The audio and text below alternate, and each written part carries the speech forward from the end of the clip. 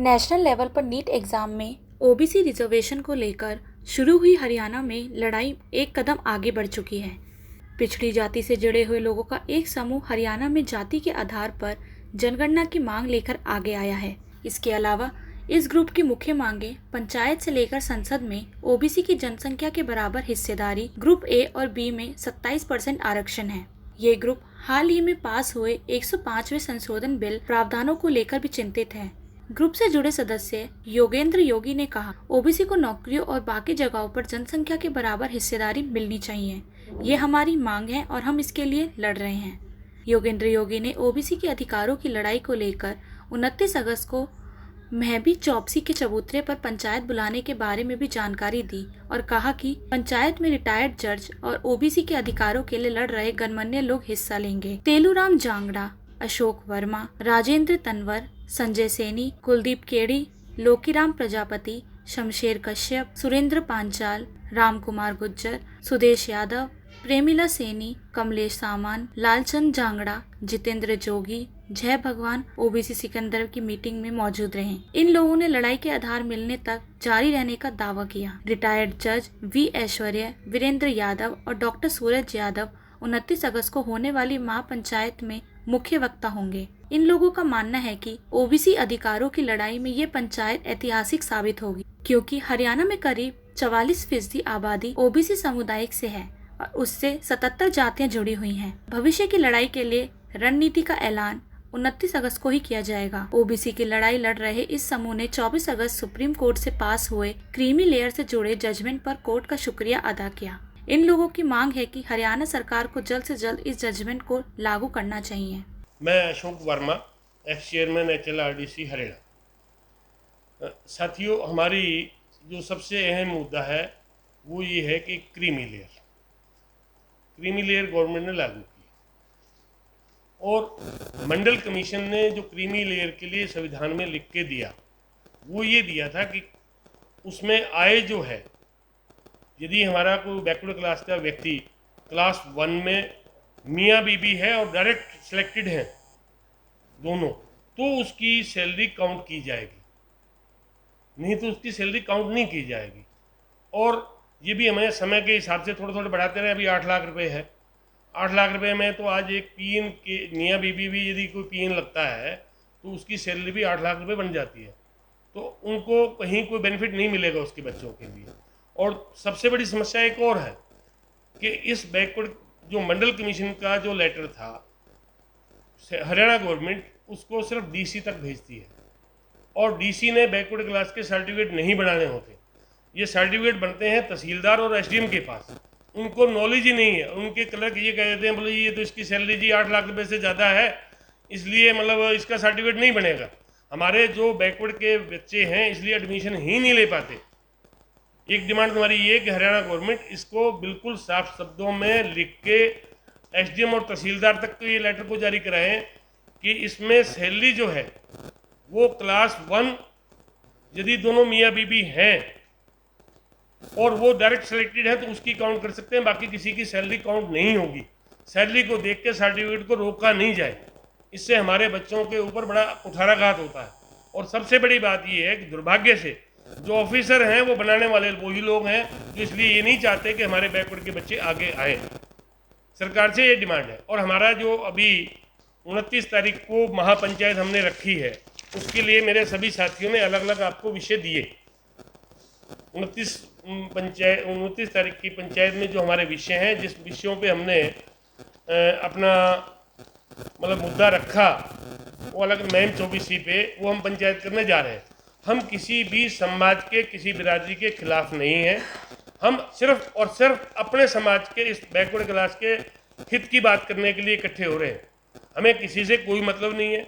हम आज वर्तमान में जो सरकार है, डिमांड सरकार से की जाती है, जो देने का हक सरकार के पास ही होता है, इसलिए हम सरकार से विशेष कर रहे हैं।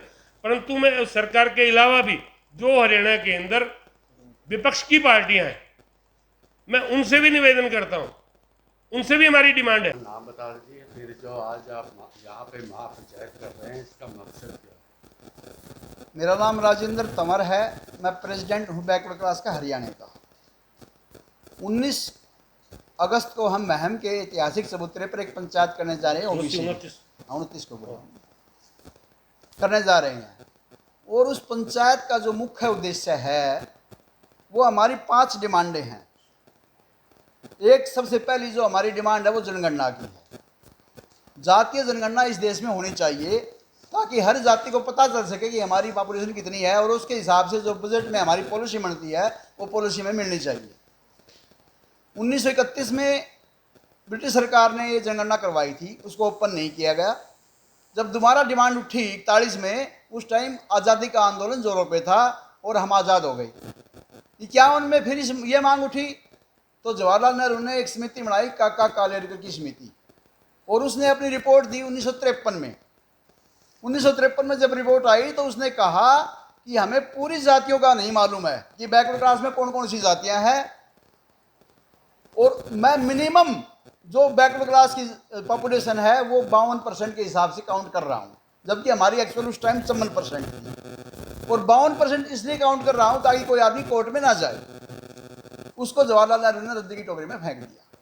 उसके बाद 81 में जब जनता पार्टी की सरकार आई तो उसके मैनिफेस्टो में ये था कि अगर हमारी सरकार बनती है तो हम काका कालेलकर की रिपोर्ट को लागू करेंगे। जब हमारे लोग पिछड़े वर्ग के नेता मोरारजी भाई से मिले तो उन्होंने कहा कि ये समिति तो पुरानी हो गई है, मैं एक और आयोग गठित करता हूँ और वो जो रिपोर्ट देगा मैं उसके हिसाब से आपकी रिजर्वेशन लागू कर दूंगा। उन्होंने मंडल कमीशन, वीपी मंडल की अध्यक्षता में एक कमीशन बनाया जिसको वीपी मंडल कमीशन का नाम दिया गया। उसने अपनी रिपोर्ट जब दी उस टाइम जनता पार्टी की सरकार जा चुकी थी, इंदिरा गांधी जी दोबारा आ गई, उन्होंने कोई गौर नहीं किया।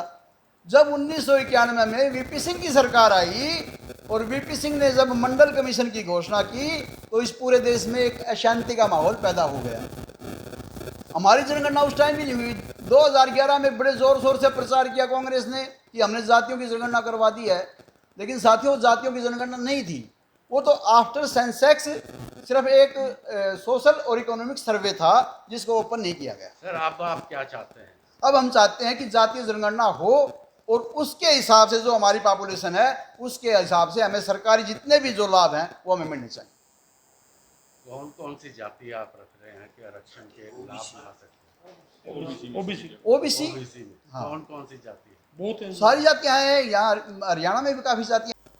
सर पहले अपना नाम बता दिए। दूसरा, जो महापंचायत आज आप यहाँ करने जा रहे हैं, ओबीसी को आरक्षण मिलना चाहिए, यदि केंद्र की सरकार या हरियाणा सरकार यदि आपकी मांग नहीं मानती तो उसके बाद अगला कदम आपका क्या होगा? देखिए साथियों, मेरा नाम तेलूराम जांगड़ा, पूर्व सदस्य पिछड़ा वर्ग आयोग हरियाणा सरकार।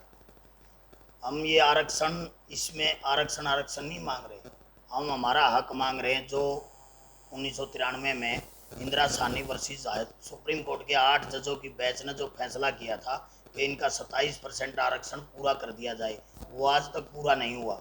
उसमें हमारे साथियों ने पूरा जो बताया, एक तो हमारा राजनीतिक में पूरी हिस्सेदारी, पीएन से लेके पीएम तक सारी टोटल ये। दूसरा, जो गजस्टिन पोस्ट का जो हमारा आरक्षण है फर्स्ट और सेकंड का, वो आज 15% है, उसको 27% पूरा किया जाए। इसमें हमारी 76 कास्ट हैं। हम बरादरी वाइज नहीं मांग रहे, हम ओबीसी का मांग रहे हैं, और जनगणना भी ओबीसी की ही करवा रहे हैं हम। हमारी जनगणना भी ओबीसी का कॉलम जोड़ा जाए, जैसे एससी और एसटी, और तीसरा कॉलम ओबीसी का हो, बाकी अन्य का हो, जनरल का, हमें कोई एतराज़ नहीं। आज कॉलम जोड़ा गया है एससी, एसटी और अन्य। हमें अन्य में क्यों गिना जाए? जब हमें पिछड़ा माना गया तो हमारी गिनती भी, जनगणना भी पिछड़े के हिसाब से होनी चाहिए, ओबीसी के हिसाब से। हमारी मेन डिमांड ये है।